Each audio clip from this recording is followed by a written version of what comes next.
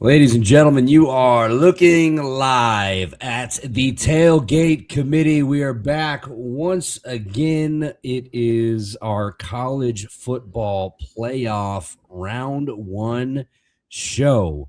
Last week, we had an awesome long 2-hour show where we broke down rapid fire all of the non-CFP bowl games.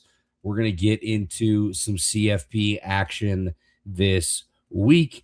We're going to look at the end of the year awards. We're going to talk about the Heisman. We're going to talk about Diego Pavia's unsavory reaction to being the Heisman runner-up.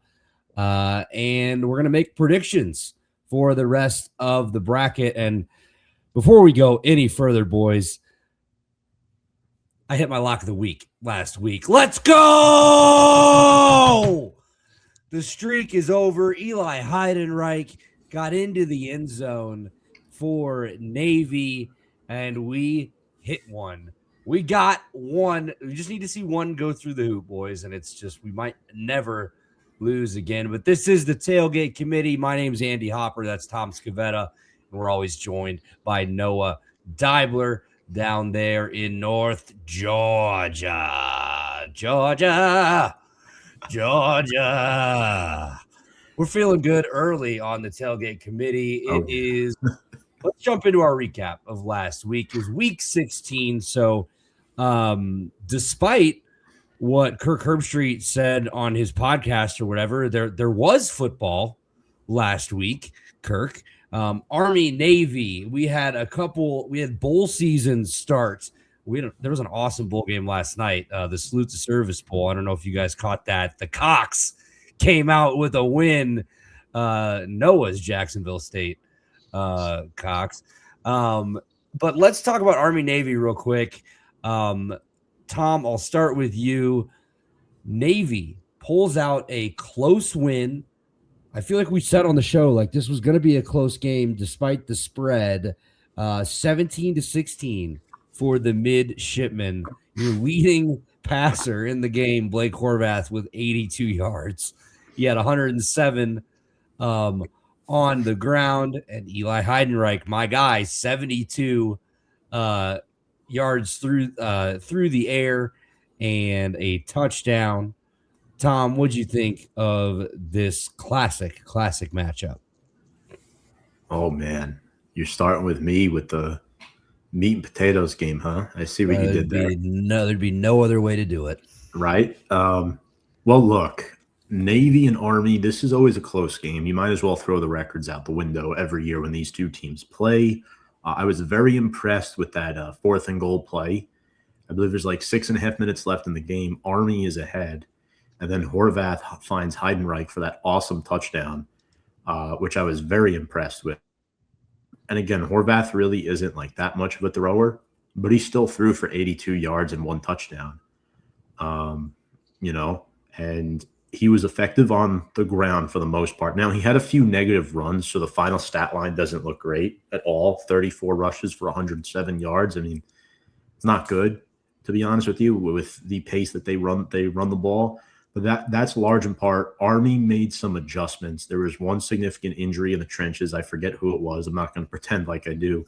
But I thought they kind of got away from Texas a little bit in the second half. And I think that kind of hurt them in this game. Because if you really think about it, Army controlled the second and third quarters.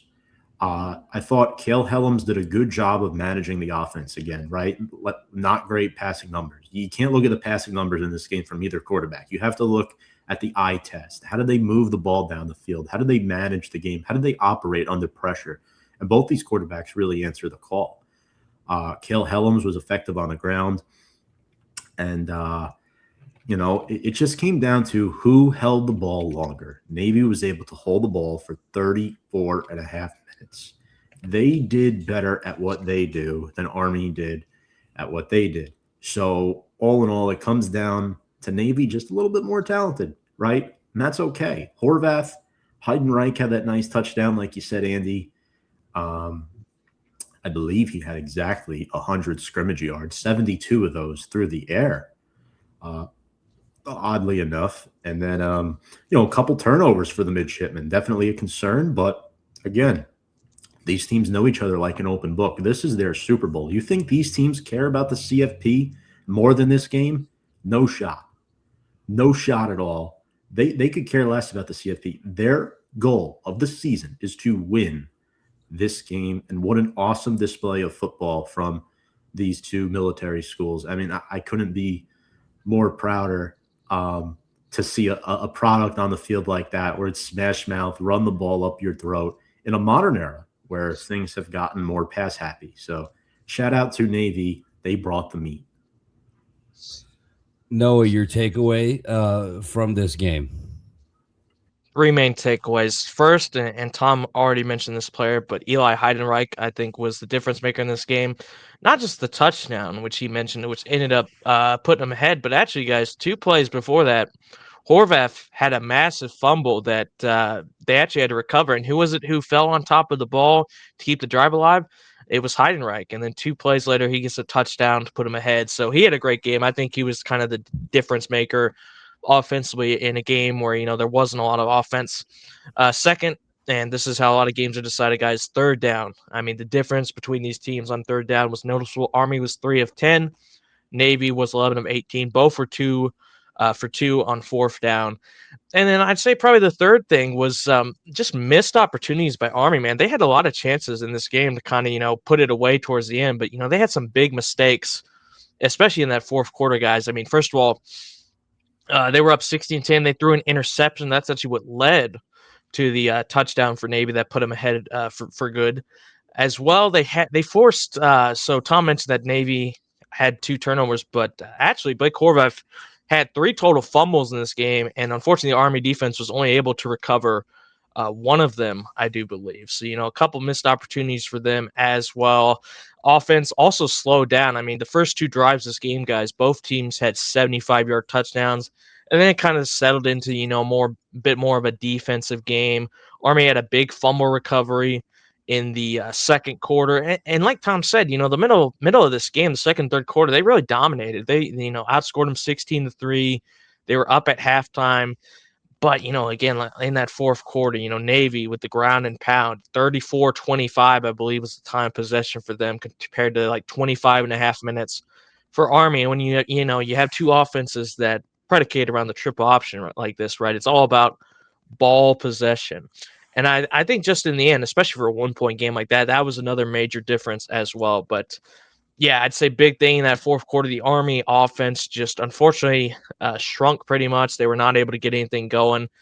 And then to end the game, actually, if you look at the drive chart, it doesn't tell the whole story, right? But the final Navy drive, 10 plays, 19 yards. You think that's not anything special, but actually, guys, there were almost 5 minutes to go in this game at last Army punt. And, credit to Navy. They were able to run the clock down and get a, Matt, like Tom said, I mean, this is the biggest game of both teams' season, right? So to get a rivalry win, let alone by 1 point, I was very impressed by how they got that done. I was really impressed by Heidenreich in particular. I thought he had a great game. But, yeah, I mean, just like Andy said, solid meat and potatoes game, 2, solid defensive performances. Navy, I think, just made less mistakes in the most crucial moments than Army did. Tom, you said it. Throw out the records when these teams get together. One of my favorite sayings in sports. Excuse me. A couple bowl games that have happened. I'm not going to break them down super crazy, but Washington 38, Boise State 10, Demon Williams 215 yards, Jonah Coleman 85 on the ground, Denzel Boston a big day, 126 through the air. In the bucked up LA Bowl, the last LA Bowl, I should say. It is done after this year. Another casualty. The IS4S Salute to Veterans Bowl was another defensive battle. These offenses took a while to get going. Jacksonville State 17, Troy 13. That was a fun one last night. And then the Cricket Celebration Bowl was an incredible game. I don't know if you guys caught that at all. Prairie View A&M went up 21-0. They were leading 21-0 at halftime. In the third quarter, South Carolina State storms back. They score 21 points, tie the game. Prairie View A&M is able to score again in the third quarter. South Carolina State puts up 14 in the fourth quarter, and Prairie View A&M scores a touchdown. It goes to overtime. In the first possession of overtime, South Carolina State's starting quarterback got hurt like immediately, by the way, and their backup came in. The backup quarterback throws an interception in the first possession of overtime. So Prairie View A&M, all they need to do is kick a field goal and they win. So they run a couple run plays and they get to be 3rd and 2. And on 3rd and 2, they kneeled it to just set up for the field goal. 31-yard field goal, misses it. The game goes on. South Carolina State wins in the fourth overtime in the 2-point off, 40-38. And it was kind of a controversial call. He was like the guy caught the ball and was falling out of bounds, tried to stretch and get the ball across the pylon. Originally, the ref who was standing right there called it good. Go back and look at the replay. He clearly missed and was stretched out of bounds on the opposite side of the pylon. They don't overturn it. The call stands. The next play, Prairie View A&M, incomplete, game over. So I know they just needed a field goal, but it's 3rd and 2. Just run the ball forward and keep picking up yards. What a game that was. Very fun. And then before we go to our next segment, I want to shout out the Illinois State Redbirds. We're giving some FCS love, boys. They are unseeded in the bracket, one of the at-large bids, one of the last teams in. And they are 1 win away from playing in the national championship game. First round, they went down to Southeast Louisiana, 21-3 win on the road. The next week, 24.5-point underdogs, the Fargo Dome, number 1 overall, North Dakota State. The Redbirds come out of there with a 29-28 win. The quarterback, Tommy Rittenhouse, threw 5 interceptions for Illinois State, but the defense made life hell for the Bison, and Illinois State turned the ball over, or got the Bison to turn the ball over with 1.5 minutes left, down 1 score. ISU scores a touchdown, goes for 2. Brock's back, puts his mustache and his nuts on the fucking table, and they walk out of the Fargo Dome with a win. And then last week, they got to go to UC Davis. I believe they're the number 8 seed, and they walk out of there with a 42-31 win. They now will play at Villanova on Saturday. Villanova is the 12 seed for the right to go to the national championship game. And the other side of that bracket, the winner will get either Montana or Montana State, which is an incredible rivalry. If you guys don't know anything about it, definitely take a look. They do not like each other. I believe they're the 2 and the 3. So big time, but I had to shout out the Redbirds. They've traveled over 4,200 miles just in the playoffs, and they're not done. They want to keep it going. So we're giving the FCS some love. And that also, wanted to make a point, it goes to show you, you never know what can happen in one of these playoff games, boys. That's like one of the biggest upsets in college football history. 24.5-point underdogs. I don't want to hear anything about these G5 teams and what the spread is. Let's go. All right. Let's jump into the show. Let's talk about the end of season college football awards.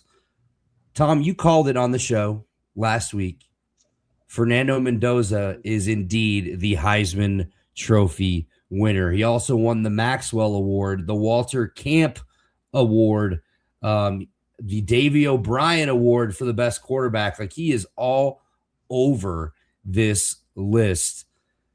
Diego Pavia was the second in voting. He was the runner-up for the Heisman. We'll talk about that in a minute. Your guy, Jacob Rodriguez from Texas Tech, Bednarik Award winner for the top defensive player, Butkus Award for the top linebacker. Makai Lemon wins the Blitnikoff Award for the top receiver. And we can't not mention Jeremiah Love, the Doak Walker Award winner for the nation's best running back. So let's talk about this for a little bit. Let's start with Mendoza. Is the Heisman deserved in your opinion, Tom? Are you buying that Fernando Mendoza is the best player in college football? To answer the latter part of your question right off the bat, no, he is not the best player in college football. However, I do think the Heisman is deserved based off of what the current qualifications are. And what I mean by that is I think Mendoza's had an outstanding season, right? This has been a true underdog story.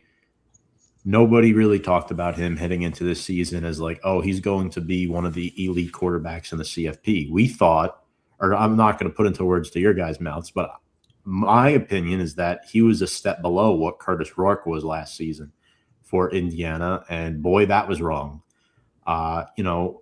He's had a phenomenal year, but if Mendoza had these numbers last year based off of who the Heisman finalists were, I don't think he wins it.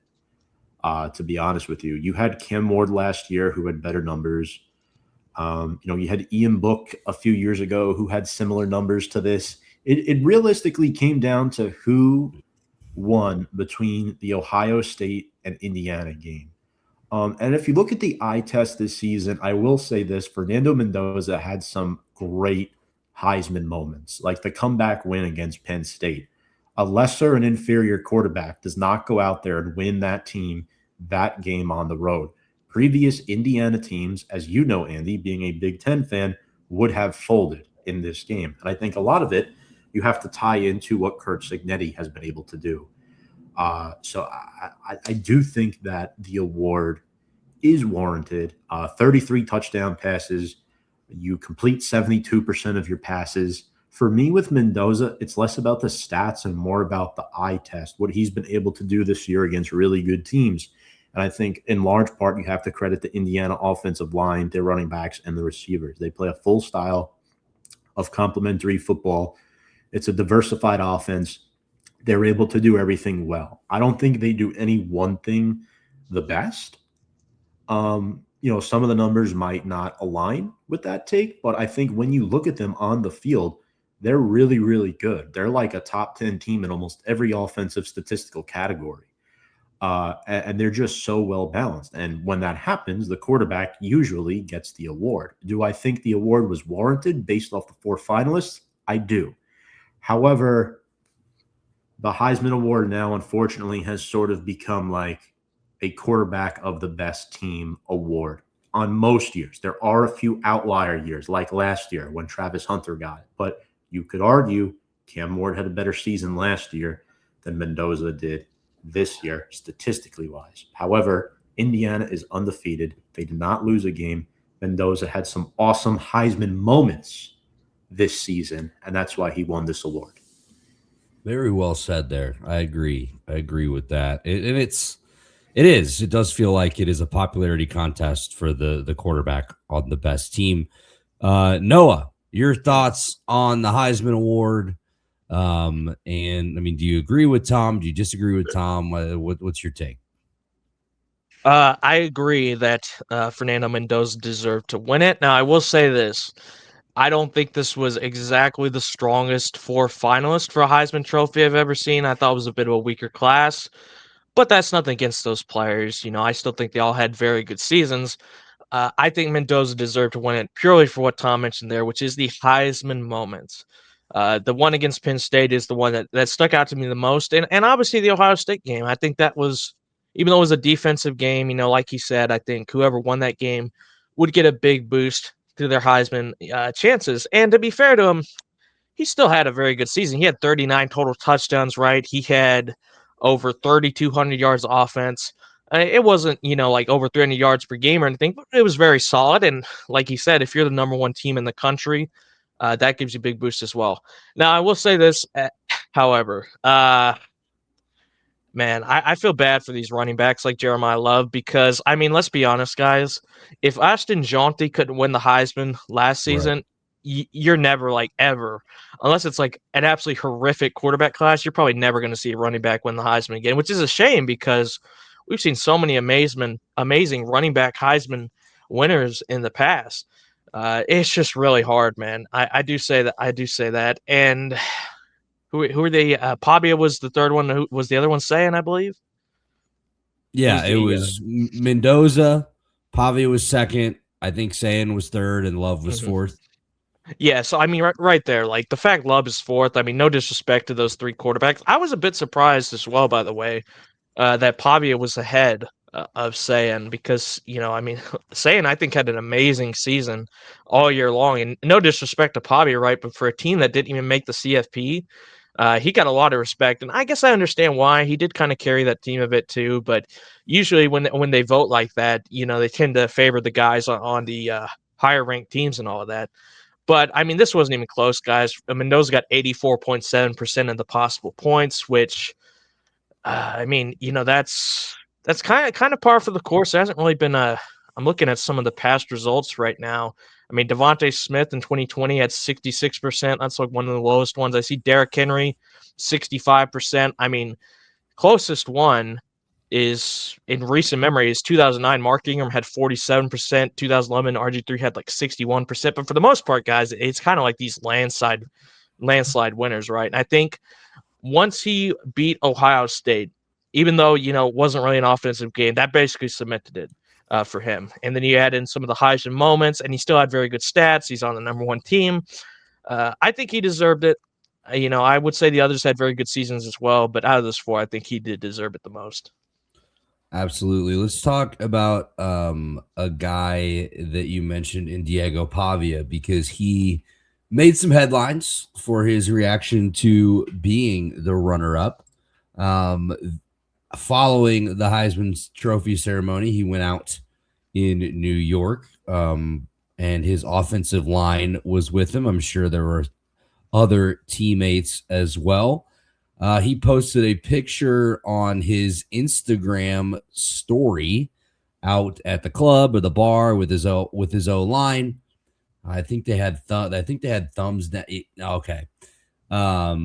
He wrote F all the voters with a thumbs down emoji, but family for life. And it was a picture of him and his OL. Not a very good look. I think that's a pretty distasteful thing to post, disrespectful. So he follows that up. I'm sure he woke up Sunday after a few libations or a few beverages and said, oh, fuck.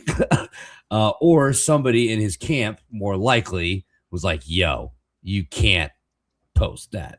So he gets on Twitter and has this message. Being a part of the Heisman ceremony last night as a finalist was such an honor. As a competitor, just like in everything I do, I wanted to win. To be so close to my dream and come up short was painful. I didn't handle those emotions well at all and did not represent myself the way I wanted to. I have much love and respect for the Heisman voters and the selection process, and I apologize for being disrespectful. It was a mistake, and I am sorry. Fernando Mendoza is an elite competitor and a deserving winner of the award. I have nothing but respect for his accomplishments as well as the success that Jeremiah and Julian had this season.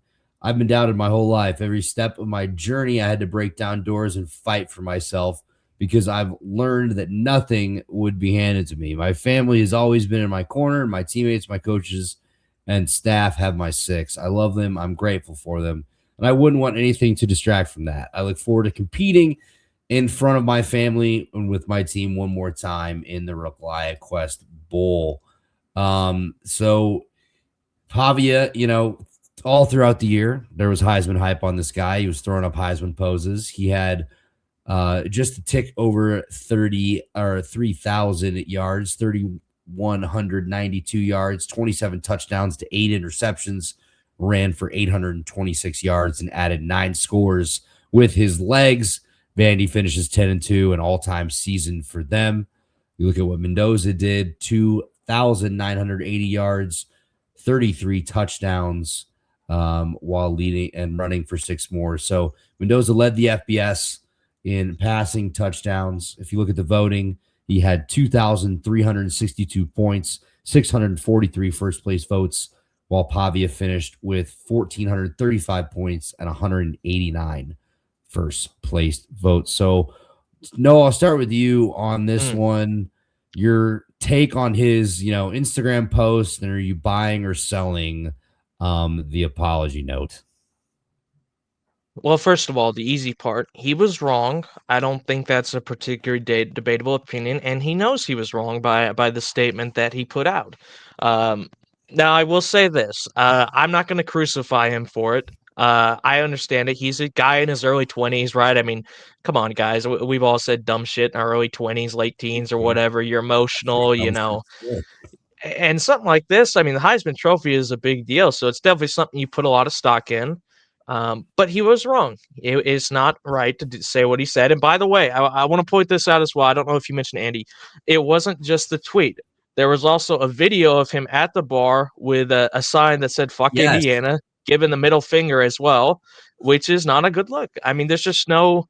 I don't think that's a particularly debatable opinion. It's not right to do that, and it's not a good look. It makes you look childish. It makes you look like a bit of an a-hole as well.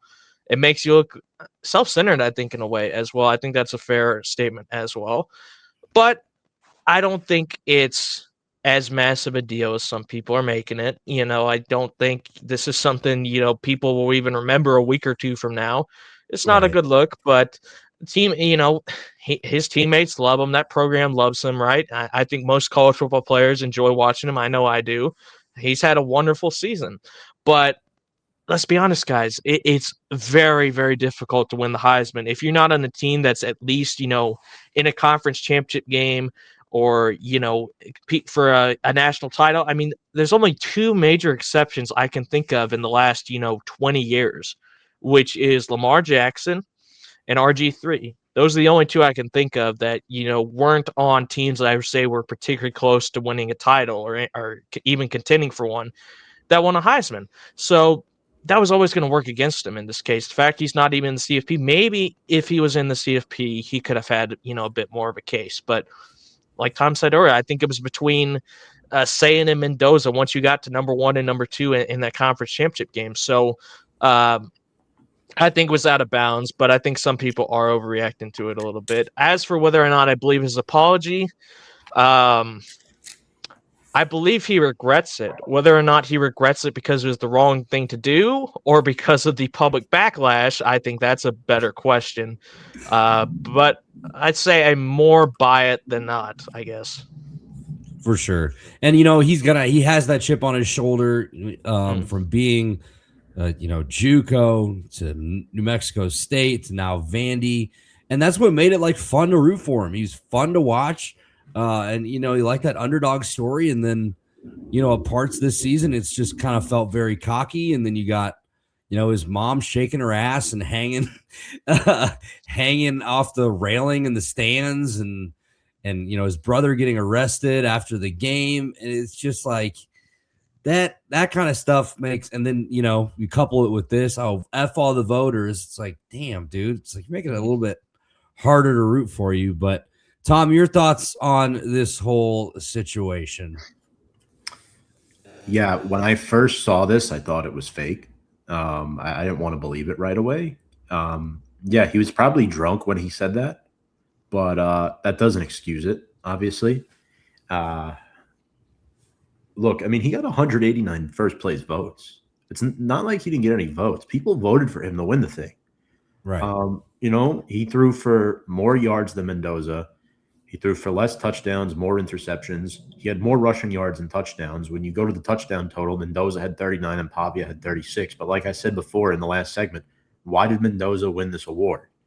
Because he had more of the Heisman moments. He had the eye test. His team was undefeated. As far as like his actions and whatnot, yeah, they're inexcusable. You shouldn't do that.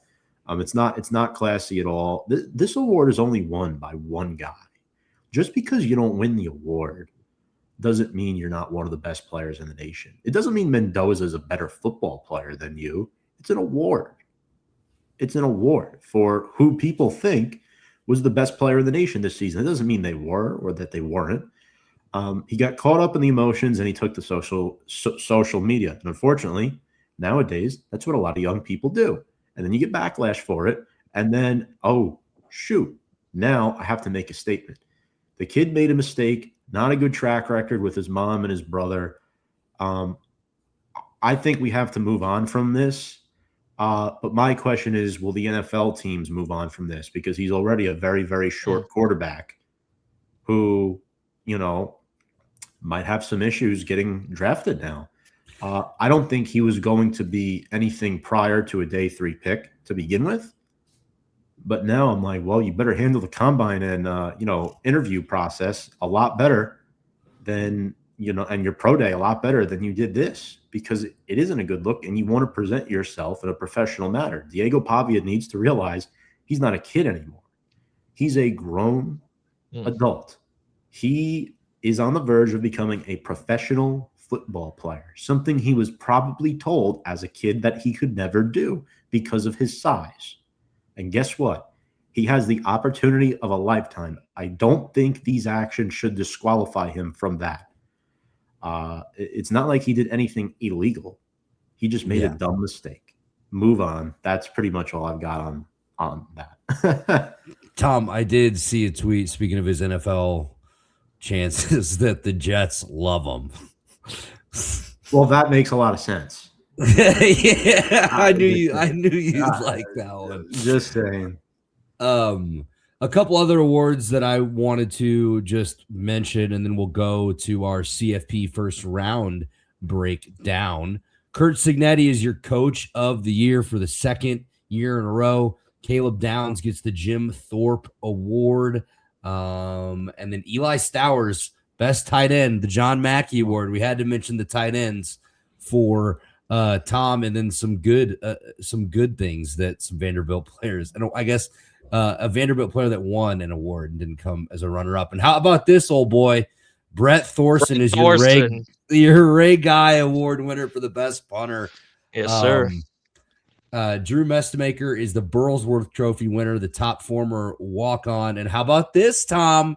The Disney Spirit Award for most inspirational is Jeremiah Love from Notre Dame. A very, very big one. Congratulations to all the end of the year award winners. Much deserved to everybody. But let's do it, boys. The college football playoff first round is here, and I cannot wait to talk about it. So we have 4 games this weekend. 4 games this weekend, boys. Friday night is when we will get our first taste, and it's a rematch. Alabama is going back to Oklahoma. It's a 9 versus 8, 7 p.m. ABC Friday night to get us kicked off. Alabama at Oklahoma. Boys, we all kind of took turns last week shitting on Alabama for their performance in the SEC title game, and that the fact that they got in with 3 wins, and maybe some jabs about Florida State or only beating Auburn by 7 and how they've kind of limped to this point. Who's their other loss, fellas? Oklahoma. The Sooners have won the last 2 matchups in this series. Can they do it again? There's talks about Kalen DeBoer and his potential interest in the Michigan job. He put out a statement on social media saying, "I'm happy. Me and my family are happy in Tuscaloosa." Tide fans, that is never a good sign. I don't care if he says he's happy. You guys better win this game. And then, I heard that Ty Simpson might be dealing with a back injury, like a pretty serious back injury too. So how does that work out? You have John Mateer leading this Oklahoma offense, which has been lackluster at times, especially after he came back from his injury. But, that has that defense that Venables has really, really shored up this year. Tom, I'll start with you on this one. Give me your thoughts on the Tide and the Sooners in this first round matchup? All right, let me get the hard way out of the way first. I originally planned on boycotting this game, but out of respect for you guys, this show, and my cousin in Oklahoma, who will be at this game, I will be watching. There's bigger things in life than whining and complaining. You have to respect both teams that are here on the football field, and that's what I am going to do. Am I going to be happy about it? No. But No. ultimately, that's where I'm at. I'm an adult. I can handle it. Anyway, this matchup was awesome in the regular season. I mean, the Sooners' defense has impressed me all season long. They had that pick six off Ty Simpson in that game. And you know what I've noticed? Like, they're such a well-coached team. A lot of people gave Brent Venables shit early on this season. He's proved a lot of people wrong. Some people are even saying this guy should be on the hot seat at the beginning of the season, which is crazy. But all in all, Mateer doesn't have to be Superman for them to win football games, right? They have two solid running backs that could play in Blaylock and Robinson. Isaiah Sategna III is an awesome X receiver. I like what he brings to the table. He'll be challenged in this game by Bray Hubbard and company for the Tide defensively. And then you got Deion Burks, another guy that I really like. And then when you look at Alabama on their offensive side of the ball, yeah, we don't know the severity of Ty Simpson's injury, but I'll tell you this, they're going to need him because their running game stinks. They only average yards per carry this year, and you're going up against a defense that has R. Mason Thomas and Taylor Wine on the defensive line, and you have linebackers Kip Lewis and Owen Heineke, who have been instrumental to their success this season. They have held SEC opponents consistently, most games, to under 20 points, which is remarkable. Alabama's offense rides through the pass. Gurmy Bernard, Ryan Williams, who, in my opinion, his production has stalled a bit this year. I think people are starting to figure him out, even though he's still only 18 years old, which is crazy. And then Isaiah Horton has kind of stepped up and filled in that role. He's been a good target for them in the red zone. So all in all, I think it's going to be another lower scoring game. I don't know if it's as low as last time. I mean, maybe they get to the mid to high 20s. I'm not 100% sure. So it might end up on the higher scoring end. But, I mean, I think these defenses are going to control the game. It's going to come down to who can make more plays. And to be honest with you, I have not been impressed by Alabama enough over the last few weeks to come out and say, hey, they're going to win this game on the road in Norman. I mean, the fact that they're favored by 1.5 is remarkable. The fact that they're in this tournament. It's OU's 1.5. OU is 1.5 now. Okay, so either it changed or I read it wrong.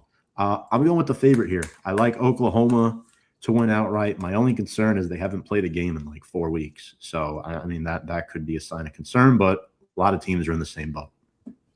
Okay, so Tom, you're not wrong. Alabama opened as 1.5 point favorites. It is now flipped the other way. Oklahoma is now favored Simpson by 1.5. Could be something with Ty Simpson. Oh boy. Yes. Your two SEC counterparts here are fighting, and you guys are just, it's that meme, like the kid with the camera with his feet just kicked up, just watching the chaos. What do you think about the Tide and the Sooners in this one? This is a very tough game for me to predict, guys, because if I'm just going by the run of the play, I've been way more impressed with what I've seen from Oklahoma this season, especially down the stretch. Now, first of all, I want to say this. Tom mentioned, Brent Venables being on the hot seat earlier this season. I thought that was so ridiculous. As the moment they hired Brent Venables, I knew he was a great hire because, guys, I saw what he did with that Clemson defense when they had basically the worst offense I've ever seen in Clemson history, or at least as long as I've been watching. He was the only reason that team was relevant, guys. That defense was elite, and I'm not surprised at all that he's taken this Oklahoma team, a team that, just remember, guys, 7 years ago when they played this Alabama team in the CFP, they couldn't stop a nosebleed, man. And then you look at them now, and their defense is now elite. I mean, talk about changing things in a short amount of time from what Lincoln Riley was not doing with those defenses. As for Alabama, it's kind of weird for me, right? Because I still have that mentality that Alabama is one of those teams you don't want to play in the postseason because they're always a threat to go on a run with the players they have, with the coaching they have. But I don't know, man. Just lately, they have not looked really good. I mean, obviously the Georgia loss was not good. They had -3 yards rushing. They lost by 21 points. You mentioned the Ty Simpson potential injury, Andy. They had obviously the Oklahoma loss that you mentioned earlier, but they also had that survival win against Auburn by 7 points against the Auburn team that's really not good. Oh, and by the way, big thing for Oklahoma as well. R. Mason Thomas is coming back in this game, guys. He had 6.5 sacks in only 8 games. He's still the team's leading sack guy, despite the fact he was out the last month and a half. He's also third in TFLs with 9.5. So that is a big get back for Oklahoma as well. Also, the fact they're at home, I think that's big as well.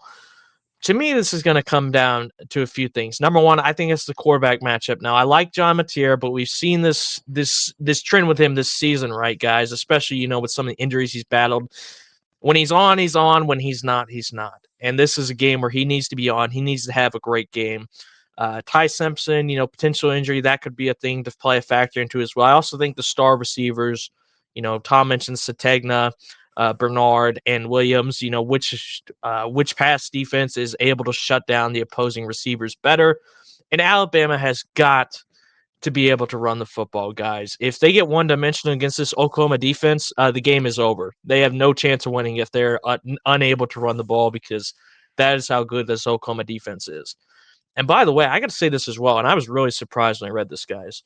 Now, I did mention that 2018 CFP game where Alabama actually won, but other than that, guys, Oklahoma actually owns Alabama. They have not only just won the last 2, which everyone remembers, they've won 5 of their last 6 matchups against this program. And I was really surprised when I read that, man. But they also have great special teams, which, you can laugh at that, but special teams in close games like this could play a big difference. They have the first team All-ACC kicker and punter, by the way. Somehow, got it over the Ray Guy winner. That makes total sense, but whatever. Doesn't matter. But I think the spread is about fair because I think it's basically a toss-up game. But just from what I've seen the last 2 or 3 weeks from both teams, I'm going to pick Oklahoma. Now, I will say this. I think it's very tough to beat the same team twice in one season, especially in the span of a month. But the fact they're at home, I really like their defense. I really like their coach. And I think they've looked better lately. I want to pick them to win, but I think it'll be close. I'm going to go Oklahoma by 3. Muted. Sorry about that. Oklahoma by 3 is the pick for the old boy. Tom on the Sooners as well. Last time these guys played, Alabama rushed 33 times for 80 yards. Trying to establish the run, not able to do it. Does the tide turn in this game? No, it doesn't. Oklahoma takes care of business at home. Let's go 11 a.m. Central Time Saturday, competing with the NFL on Saturday, which that sucks, but especially because the Bears play the Packers at 7:20 on Saturday, so I'm gonna have to multi-view it up. But this, we're gonna start your day off with some good football. Hopefully, number 10, Miami. The Hurricanes are going to Kyle Field to take on the Aggies of Texas A&M in a 10-7 matchup. Tommy boy, let's start with you again. Miami or Texas A&M?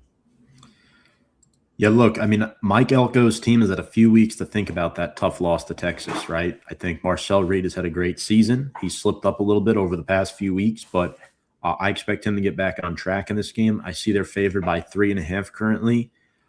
They have some good running backs, Le'Veon Moss and Reuben Owens. They've been a good 1-2 punch for them. And then everyone talks about Concepcion and Craver, KC with 9 scores, Craver with 4. But the guy that I really think might make an impact in this game is Ashton Bethel-Roman. He's their number 3 receiver. He doesn't make many catches, but when he does, they're big plays. And he made one massive catch against Notre Dame back in week 2, which is why I am pointing him out here. And then defensively, they have some dogs. I mean, Torian York has been good for them. Cassius Howell with 11.5 sacks. So he's going to put Carson Beck under pressure. Beck is one of the worst quarterbacks in college under duress. You could ask the old boy. He turns it over a lot. And then you got Will Lee, the third, who can sit back there and make plays on the ball. You know what's ridiculous about Miami and the ACC as a whole? They have one AP All-American. One. That's it.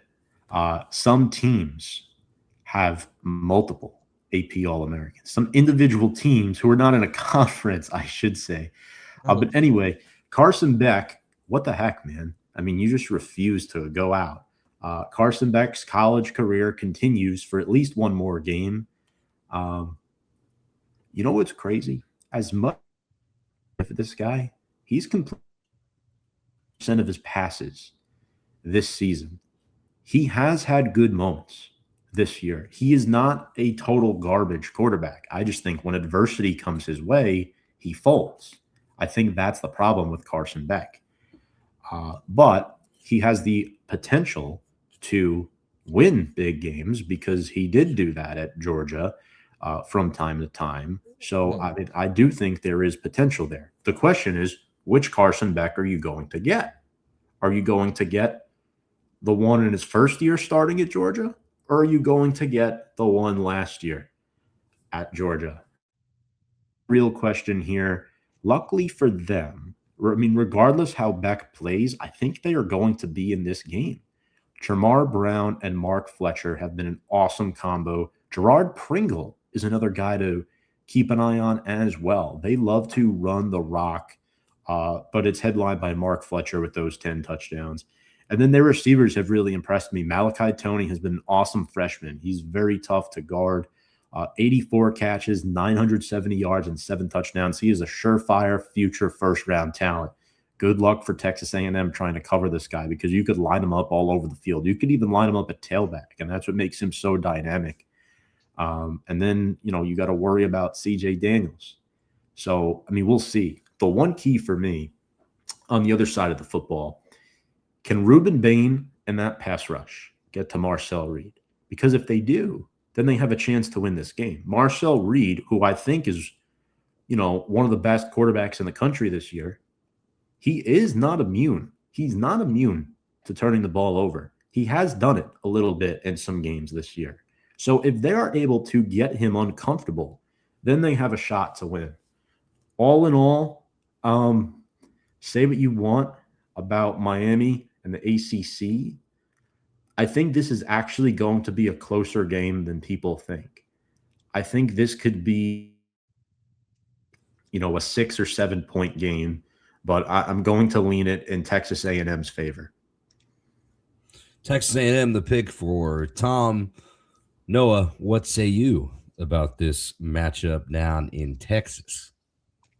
Interesting one. Couple things. First of all, I'm going to get this right out of the way. I think it's totally going to come down from Miami to Carson Beck, how he plays, whether he has a good game or bad game. I've said this before. I don't think he's terrible. I just think he's one of those guys. When he's hot, he's awesome. But when he is not on, he is really not on. And by the way, one big advantage A&M will have in this matchup, Marcel Reed, very mobile. Carson Beck is basically a statue. If they get any pressure on him, he's getting sacked. I mean, there's no ifs, ands, or buts about it, whereas Marcel Reed is a guy that can evade pressure, make plays with his legs. And I think that's another big advantage in the way that Miami is one of the weaker teams actually in the country, guys, running the football, especially for a team as highly ranked as they are. They're actually 78th in the country in rushing yards, whereas A&M is top 25 in the country, almost 200 rushing yards per game. So I think that's a big advantage for them. I think both of these defenses are really solid units, probably about evenly matched. I think you're just splitting hairs between those two pretty much. It's going to come down to the pass rushers as well, which, like I said, I think that's a big disadvantage for Miami. If they're not able to protect Carson Beck, he doesn't have the mobility to escape, which can be pretty massive. And when you're facing a team as good as this A&M one, they also need to get the running game going. Like I said earlier, they kind of struggled to do that this season. But I do think this is a closer game than people said. I agree with Tom on that point because I think both these defenses are really solid. Both offenses are solid. I probably have more faith in the A&M one just because of what I've seen from Marcel Reed this season. But something I actually read that surprised me, guys. Reed and Beck actually have the exact same touchdown interception ratio. They both have 25 touchdowns and 10 interceptions. So, if they are able to keep him contained, maybe with a QB spy and some pass rush, he can be open to a mistake as well. But I don't know. Is he prone to, maybe throw like 4 interceptions in a game like we've seen Beck do this season? I don't know if it would get that bad. I am going to pick A&M to win this game. However, I do believe it will be close. I don't think it'll be a blowout by any means. I think both these defenses are really solid. Miami has some weapons. I mean, Tom mentioned Tony. I think Tony's an absolute stud, and the fact he's only a freshman, the fact he can only probably get better, that is really scary to think about. But A&M has their guys with Concepcion and Craver too, so I will pick A&M to win. But I think it'll be close. I'll go by the spread is 3.5. I'll go by 6 points. A&M wins. 6-point win for the Aggies. I agree with you guys. I think this game, in my opinion, could come down to who has the ball last. I think if you're Texas A&M, you really got to watch out for Malachi Toney. And I'm curious to see if we see Cinderella Carson Beck show up or if he turns back into a pumpkin in this one. It's going to be a tough environment. The 12th man, you say what you want about Texas A&M and how they're cult-like and they're weirdos and the yell leaders are nerds. But they are loud, and it's a tough place to play. Mike Elko is a really good coach. I look at, how these teams finish the season, right? You look at Texas A&M, and they came down the stretch. Their last loss was to Texas. Before that, obviously, that was their only loss. They're coming off a 31-30 win over South Carolina, 38-17 over Missouri, 49-25 over LSU. And then you just go and look at Miami's schedule, which, since losing to SMU in overtime 26-20, they just beat the brakes off of everybody. Now, were the quality of the opponents as good as playing in the SEC? I will say one of Texas A&M's in their last 5 was Samford, so take that with a grain of salt. But Miami over Syracuse 38-10, NC State 41-7, 34-17 over VT, 38-7 over Pittsburgh. So, they're playing just as well as anybody is right now. I think I think this is my prediction. Miami and Carson Beck are going to get the ball late, down 3, and he is going to throw the most back-breaking interception you've ever seen in your lives, and Texas A&M wins the game. I want to pick an upset. I really do want to pick an upset, and I almost picked Bama because we got 2 really good games to start off the slate, and now what everybody's waiting for, everybody's going to say, well, these are not going to be good games. I say, boo you. We're talking G5, Tulane at Ole Miss, number 11 at number 6. The spread on this game, I believe, is 17.5 for in favor of Ole Miss. These teams played once before this year, and it was not a great game. It was 38-19. No. That was Ole Miss's last game. I apologize. Let me pull up the schedule. It's 45-10, I believe. 45-10. Okay, yeah. I was like, that does not sound right. Retzloff was rough. The Ole Miss defense was everywhere, and the Ole Miss offense did what they did. You look at their numbers per game, they have just been unbelievable this year with Chambliss. Almost 500 yards per game, third in the FBS at 498. 309 of those are coming through the air. That's third in the FBS. 188.5 on the ground. That's 31st. And they scored 37 points a game. That's 10th. Can the Tulane defense stop them They're giving up 37.5 yards per game. 255 of those are through the air. That's where 124th in the country. That's where I get worried. If you look at offensively for Tulane, they can put up some points. They're averaging just under 30 points a game, 410 yards of offense themselves. But it's basically all Jake Retzlaff, right? Like, he is the straw that stirs the drink for Tulane. He's got 2,800 yards through the air, 610 yards on the ground, 16 touchdowns with his legs, and 14 touchdowns through the air. I don't think it's going to be 17.5. I think Tulane is going to come out pissed. I think they're going to come out hungry. I think Sumrall's a really good coach. I know he is, he's going over to Florida.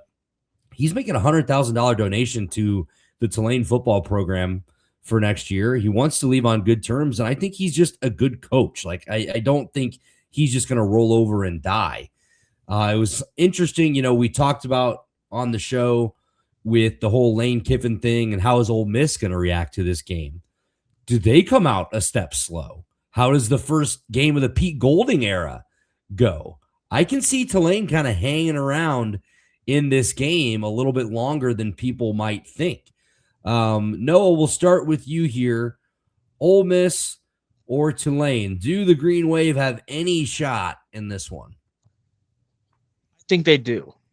I do think the spread is a bit harsh. I don't think it's quite a 17.5 point game. I think for number one, Tulane or Ole Miss, excuse me. Like you said, Pete Golding's first game as the head coach. They lost a fair amount of their coaching staff. There's still a bit of, I don't know if turmoil is the right word there, right? But definitely, something there behind the scenes that is probably a bit uncomfortable for that team. And Tulane, credit to them. They went 11-2. It's been a few months as well, by the way, since they lost that game to Ole Miss. They've gone on and won. I believe they've gone 8-1 down the stretch, winning their conference against North Texas as well. So I do think they have a chance. Unfortunately for them, I still think just talent-wise, Ole Miss probably has way too much. The problem for me, guys, is, and Andy, you mentioned this, Tulane cannot stop the pass, like, at all. They're 124th against the pass, and we're playing a team like Ole Miss who averages 309 passing yards per game, which is good for third in the entire country. That's a problem. They can also run the ball decently well. Overall, they average 498 yards per game and 37.3 points per game. Third in yards, 10th in points. I think for a defense like Tulane that just cannot stop the pass, that is a big cause for concern. They're also not amazing on third down. They're 81st in the country, 40.1% conversion rate for their opponents. Only major advantage I think I could see for this Tulane defense, they're pretty good at forcing turnovers. They're a +10 on the season. They also struggle with penalty yardage. They're 123rd. I hope this game is closer than people think, and I think it will be. But I still think, guys, unfortunately, I have a lot of respect for this Tulane team. Fun fact, this is actually where my uncle went to medical school. So there you go. But I don't know. Ole Miss at home, Trinidad Chambliss. I think he's going to come out firing against a struggling defense. And I think Ole Miss will win. I don't think it'll be a blowout, but I will pick them to win by 13 points. 13-point win for the Rebs. Trinidad Chambliss, he's got playoff experience, guys. D2 natty champ with Ferris State last year. And I believe it's Ferris State and Harding are playing for the D2 National Championship this weekend, and they are fun. Both offenses averaging like 500 yards in that one. And most of that, I believe, Harding just runs the ball for like 300 yards a game. They are smash mouth football, Tommy. But let's get your thoughts on this Ole Miss game, because a couple weeks ago, Tom, if you remember this, when we were talking about Lane Kiffin, you said after that saga, there was no way Ole Miss was going to win their first round game, and you would be picking the 11 seed. Now that you see it's Tulane, is the sentiment still the same? Well, if the ACC didn't fumble the bag, that 11 seed might have been Notre Dame or Alabama. And I think either one of those teams could have beaten an Ole Miss team in turmoil. That is not the case. So please don't carry my previous statement from a couple weeks ago with that much weight. But in all seriousness, guys, we will not see another 45-10 game. There are a lot of denominators working against the Rebels right now. But one that is not is their offense is still their offense. You could take the coaching away, but the talent and the players are still there. They average 498 yards of offense per game. That is unbelievably high. And it is because of Trinidad Chambliss. He's only been sacked 12 times all season. He's a dual threat. Kawan Lacey, 20 rushing touchdowns on the season, almost 1,300 yards on the ground. So they throw the ball really well, and they run the ball really well. So they're able to stay out of second and long, third and long. They got 4 guys with over 500 receiving yards. Good luck guarding them. Princey Umanmalin leads them with 6.5 sacks. He's a good player. And Jake Retzlaff is going to have the game of his life in order to stay close here. I will say their offensive line has been good this year. They have some good players on their team. And what Retzlaff does well is that he's very slippery with the football. He has 16 rushing touchdowns and over 600 yards. As good as Chambliss is at running it, I think Retzlaff is better, to be honest with you. I mean, this kid can run. He doesn't look like much, but when he takes off, he's very difficult to bring down. I would like to see them do a little bit more passing the ball in this game. I feel like a lot of their offense runs through Retzlaff, and I think with Pete Golding, the DC now interim head coach, he is going to recognize that. They already game planned for Tulane once this season, and the big thing is this: they will find a way to contain Retzlaff and limit what he does best, because you still have Golding there and all the defensive imprints from a month or two ago in place. So it's not like a whole lot of tweaking has to be done. So if I'm Ole Miss, I'd rather be playing Tulane again, a team I already played, than a team like JMU, if you know where I'm getting at there. And defensively, sure, they give up a lot of yards, but I'm going to give them credit here. They forced nearly 2 per game. Unfortunately, it comes with giving up a lot of points. So Ole Miss is going to win, guys. I think we're being without Lane Kiffin, I see the spread possibly being covered. However, I think they're going to cover it. I think they're going to win by like 20 points. That's less than 35, though. I think if Tulane has a lead in this game, it will be a 3-0 lead. I mean, that's how unclose I think this game is going to be, unfortunately, not because it's not me shitting on the G5. The game plan for Ole Miss to succeed is still there on the defensive side of the ball, and we can't take that away from them. I think we have to respect it, and all in all, Ole Miss will back in to the CFP. I like it. Well said there. Well said there, Tom. So we have 2 picks for Ole Miss. I really, really want to pick Tulane. I want to pick one of these G5 teams so bad, but I'm not sure it's going to be enough. I think Tulane will hang around and they're going to lose by 14. That is my prediction. And I hope I'm wrong. I do hope I'm wrong. Let's go to the last game of the weekend for the CFP. We have some fun college football bowls this weekend and throughout the week as well. So make sure you're checking those out. JMU number 12 at Oregon number 5. Can we get, in March Madness, 12/5 is like the most common upset. Will that translate to the CFP? We'll see. But this one will be a big defensive matchup. When you think Oregon, right, you think about offense and scoring a lot of points and moving fast, but their defense has been incredible this year. They're 4th in the FBS in yards per game, 3rd against the pass, 8th in scoring, and 20th against the run. James Madison's offense will have their hands full. What do they like to do? Run the football. 245.8 yards per game. That's 5th in the country, and they're putting up 37 points themselves. Their defense has been incredibly impressive this year, only giving up 247 yards a game. They're 2nd in the FBS, 12th against the pass, second against the run and only allowing 15.8 points per game. Will say they that is against mostly SBC opponents, so Sun Belt Conference opponents. I believe they did play one Division One, or not Division one Power Four team this year, and they did lose. But they're traveling to Eugene. They've got a fun running back. They've got Wayne Knight, shout out Seinfeld, 1,263 yards and 9 scores. And Alonzo Barnett III is fun to watch, 2,500 yards, 21 touchdowns to only 8 interceptions. Dante Moore has been awesome for Oregon this year, 2,700 yards, 24 touchdowns to 6 picks.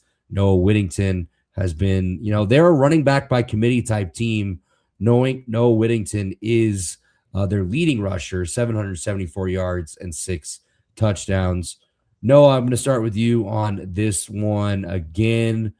The Dukes, they are 21-point underdogs. Do they have any chance of walking in to Eugene and coming out with a victory? Well, first, let me just say this. Congratulations to JMU on making the college football playoff. You have no chance to win this game. I'm sorry. I wish I could say you did, but I just think it's totally one-sided. That's not to shit on JMU or to shit on the G5 in general. This Oregon team, guys, is awesome. I mean, you don't go 11-1, and by the way, their only loss was to the number 1 team in the country.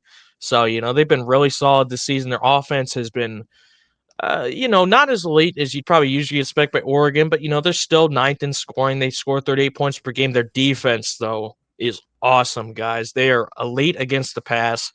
They're respectable against the rush as well. They only give up less than 15 points per game.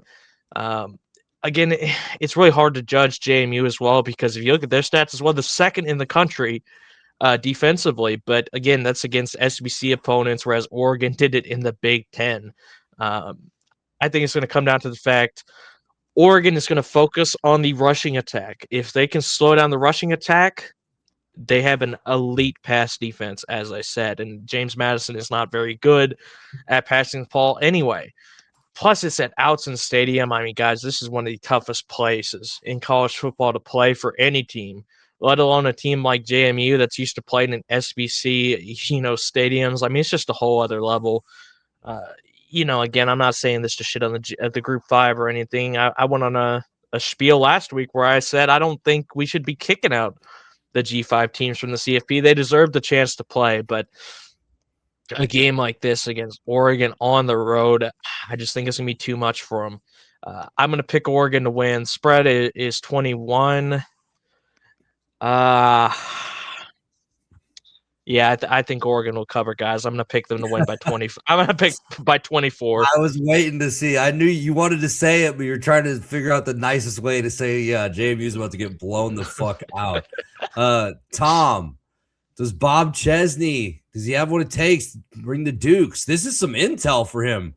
This is a rival coming next year for Chesney. Yes, he does have a chance. And he has a chance to keep it within 4 scores. That's his chance. The Ducks average 218 rushing yards per game. Noah Whittington, awesome. Jordan Davison, touchdown machine, 13 on the year. Even De'Aaron Hill is no slouch either. He's a pretty good third string back. And then you add Malik Benson, Kenyon Shadiq, and Jacorian Moore into the fray. Shadiq has 8 touchdowns on the season. He's a big bull. Good luck bringing him down. Defensively, they got the tackle monster and Bryce Botcher, guy who's very sure-handled, excellent tackling for him. Tatum Tuioti leads the team with 7 sacks. And then Dylan Theinman, a projected first, second-round pick this year, has been really good on the back 4 for them.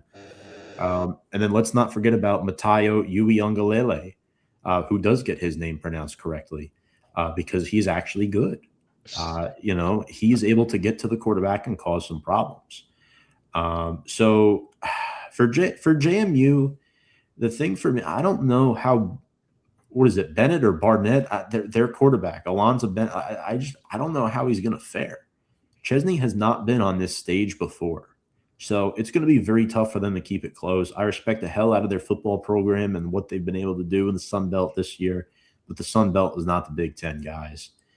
Oregon wins, and I'm going to be honest with you, As terrible as this sounds, 21-point spread, it's not enough.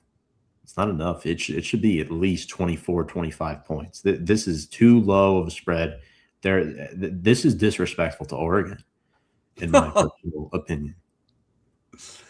All right. Yeah. He says 21 is not enough. So I will take the Ducks to win. I hope I'm wrong. I'm hoping for some upsets. I'm hoping for chaos. I'd just love to see one of these G5 teams just shut everybody up. Just like, hey, we won. Remember when Cincinnati got in and there was like nobody said a word? But I mean, they were 13-0 or whatever. But and we lost to them that year. That was that was Notre Dame and Cincinnati that year. That's what it was. Yeah, Tyler Buchner again.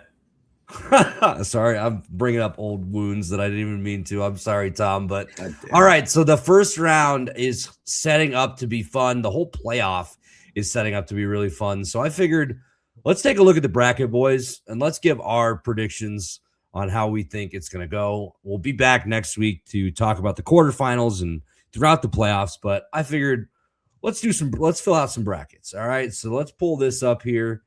Tom, we'll start with you. Give me so obviously you picked Oklahoma here. You picked Oregon. So you have Oklahoma and Indiana. I like Indiana in that one. They're too good of a team to not win a game in this bracket. I think they've proved time and time again that they could play with the elites this season. So I have them advancing to at least the semifinal, beating Oklahoma, excuse me. On the same side, Texas Tech or Oregon?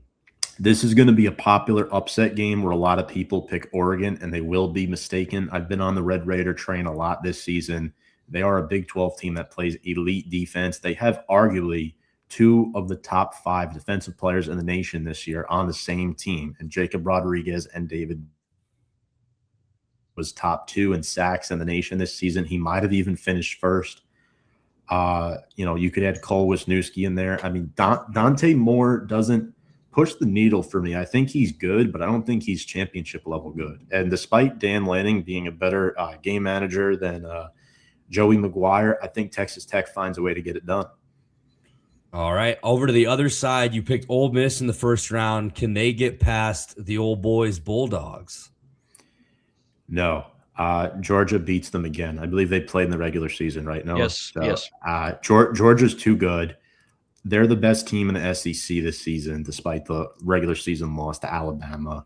Gunnar Stockton is a baller. That defense improves week by week. And Kirby Smart has been here before. And I think Georgia is going to learn how to manage this last year. Remember, they had the first round bye last year and then laid an egg against Notre Dame. That's not going to happen this year. Obviously, Ole Miss, a little bit of a different situation, right? You don't have your head coach now. I mentioned Ole Miss would go out in the first round. They're lucky the opponent is weaker in the first round, all due respect to Tulane, but they will not be getting by Georgia. All right, up to the top, you picked the Aggies. Can they get by OSU? Here's the thing, right? When I look at Ohio State, I look at a team that has retooled their roster very successfully. And then you look at Texas A&M, a team that was also struggling before they hired Mike Elko, right? They remind me a lot of Kurt Cignetti's team in a sense. The only problem is they had that one bad loss to Texas, but it was rivalry week. It wasn't an awful loss. It was just they made some dumb mistakes in that game. Going up against Ohio State, though, it's another juggernaut, right? I don't know if they have the answers to knock them off in the quarterfinal. So I'm going with all chalk here with the top 4 seeds advancing to the semifinals. A little boring, but honestly, that's what I think. All right, we'll stay on that side. OSU or Georgia? This is where it's getting a little fun. I'm picking Georgia. Ohio State, their performance against Indiana was not good enough for me to say, oh, yeah, this team is for sure going to beat Georgia. No way. Again, Georgia's been here before. There's a lot of players on this roster who have been deep in the CFP before. They have the experience. And for me, it's just I love Julian Sayin and that offense. I just think Kirby Smart is a better coach than Ryan Day. That's what it comes down to. And by the way, it is so hard to repeat as back-to-back national champions. So give me the Dogs. All right, so the Dogs, they take your first spot in the Natty Champ, and then you would have Indiana taking on Texas Tech. I love Kurt Signetti and what he's been able to do. I think they're outstanding. They do a lot of things right. They do it the right way. I love their center, Pat Coogan, former Irish center. But I've been on this team all freaking year in August. Texas Tech will pull off the upset here and advance to the national title game to take on the Georgia Bulldogs. And in that title game, UGA and Texas Tech, who emerges victorious? Andy, do you even have to ask me at this point who I'm taking? Actually, you might, because I've been high on both teams. These are two teams that I've got no horse in the race like you this year. So I mean, it's a tough situation. It's just, oh man, I think McGuire had some, and again, you could argue, oh well, why doesn't it matter in the semifinal or the quarterfinal? McGuire had some calls against BYU that didn't make sense.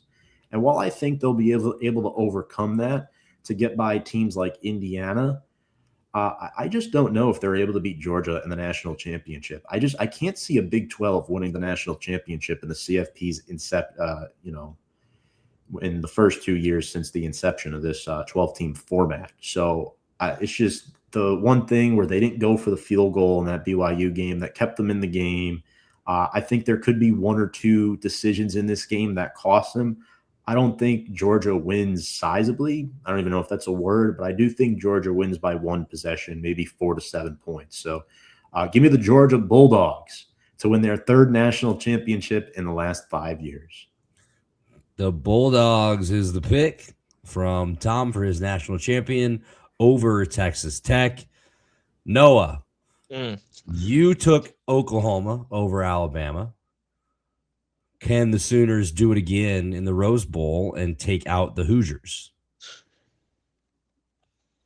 I think they have a chance, but I will pick Indiana to win the game. I think it would be close, maybe like a one possession game. But Indiana's the number one team in the country for a reason, guys. I'd have more faith in their offense. I think both the defenses are really solid, so I'd go Indiana in a close one. All right, Oregon or Texas Tech? Tom is not going to like me for this one, but I absolutely love Dan Lanning, man. That dude is an awesome coach. I'm not surprised he is because I remember watching him on our own coaching staff, and he did a really amazing job there. I have much more faith in him as a coach than Joey McGuire, even though I think McGuire is a good coach. He is prone to, some things that don't make quite as much sense. And let's be honest, guys, Oregon is not BYU. There's levels to this game, so give me the Ducks. The Ducks and Indiana would be your semifinal matchup in the Peach Bowl. Let's go to the other side of the bracket. You have Ole Miss taking out Tulane and taking on your Bulldogs. A classic game when they met up in the regular season. Can UGA get by the Rebels twice in a matter of a couple months? Yeah, when we played them the last time, Andy, we actually had to have a pretty solid comeback to win that game, and it was a tight game. But since that game, really since the Alabama loss, actually, Georgia has looked like a different team, I think. I think they're playing their best football at the right time. And Ole Miss still does have some of that uncertainty around them. I don't think they'd get killed, but I do think we would beat them. All right, so UGA going to the semifinals. You pick Texas A&M. You have Texas A&M taking out OSU. No, I think OSU still has the best defense in the country, and their offense is no slouch either. I think in that game, it basically Reed would have to keep them in the game. I think he'd have a decent game, but against a defense like this, I think they would have a bit too much, and their offense is solid too. So I'd pick Ohio State to win. All right, so you have OSU and UGA. Big matchup for you in the semifinals. Winner to the Natty Champ. Who are you taking? This is, I'm going to be honest, guys, I think this would basically be the national championship like it was the last two times these teams played in the playoff. Ohio State is the best defense in the country. They have one of the best offenses in the country. Georgia, however, is one of the hottest teams in the country. Their worst performances were early in the season, but since then they've gone on a solid winning streak. They dominated in the SEC championship game. They have just looked really strong lately. I've been really impressed with their coaching as well. I'm not going to say his name because I know I'll praise him and he'll decide to have his worst game of his career in a playoff game. But some of their play calling has been really good lately. Sayan, I think, is awesome, but I think Gunnar Stockton is really underrated as well. I think it's going to be like the last time these teams played guys, where it goes right down to the wire. But you know what? God, it's really hard for a team to repeat. You know who it's not hard for to repeat? The Georgia Bulldogs, because they've done it before. You know what else they've done before? Beat Ohio State in the playoffs. And they will do it again because Kirby Smart is a significantly better coach than Ryan Day. I don't care he won the championship last season. It's still not a debate. The Georgia Bulldogs will take out the Ohio State Buckeyes by 7 points. All right. On the other side, it's a Big Ten matchup. Indiana and Oregon is your prediction for the Peach Bowl. Which one of those teams gets into the national championship game? Do we see a repeat of their earlier matchup, or does Oregon flip the script this time? Man, these matchups are really hard. I mean, like you said, and the last time these teams played, it was at Outson as well, I believe. And Indiana won by 10 points. They had a great game. Kurt Sidnetti has done wonders with this program, but Dan Lanning's no slouch either. I think he's done a great job with Oregon last years. I believe they're actually the number 1 seed in the CFP last season before Ohio State went on their run and ended up taking them out. But actually, bringing up that point makes me think of something. I believe they had also played in the regular season, and Oregon had beaten Ohio State. And you know what is very difficult to do, guys? To beat a top 5 team in the country 2 times in one season. And I will say this, Indiana has the best resume this season. They deserve to be number 1. But I don't think they're one of those unbeatable number 1s. I mean, Tom picked them to get upset. I'm going to pick them to get upset as well. I think Oregon in a rematch would beat Indiana by 7 points and go to the national championship game. All right, so you have Oregon and UGA in the title game. Dan Lanning versus Kirby Smart. Yes. I think I don't even have to ask you who wins this one. Master versus the student, right? I mean, Dan Lanning used to be on the staff. I think he's done a great job. But is he the best coach in the country? No, he is not. It would all come down to, I think, they'd have to contain the passing game, which they've done a pretty good job lately. But especially, I mean, the running game, Noah Whittington, they would have to slow him down. On the other side, I mean, Zachariah Branch, the running back by committee for Georgia, has been very strong this season.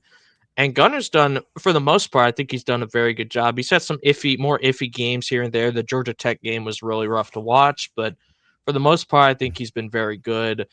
I don't know, guys. I don't want to sound like a homer, but I said this last week. I think Georgia's playing their best football at the right time of the year. It's not like they're coming in the playoffs limping. Their worst games were early in the season. But, the past month or two, I think they've been very good. Ever since the Ole Miss survival game, I mean, the Georgia Tech game, it was a tight game, but I mean, Georgia Tech's no scrub team this season. They've been very good. It was a rivalry game, so you expect it to be a bit closer. I'm going to pick. I'm really going to sound like a homer saying this. I'm going to pick Georgia. I think they can win the title this year. I didn't think they could do that last year. I thought they looked much weaker and vulnerable last season coming into the playoffs. But this season, guys, I think they're playing their best football at the right time. I genuinely think they can win it all. So I guess that's what I'm going to predict. And look, if I'm wrong, I'm wrong. And you may call me a homer. I don't give a fuck. Maybe I am a homer. Georgia wins it all.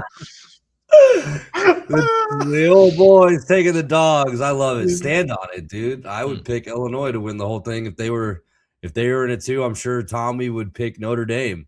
I'll go through mine real quick. So I picked OU.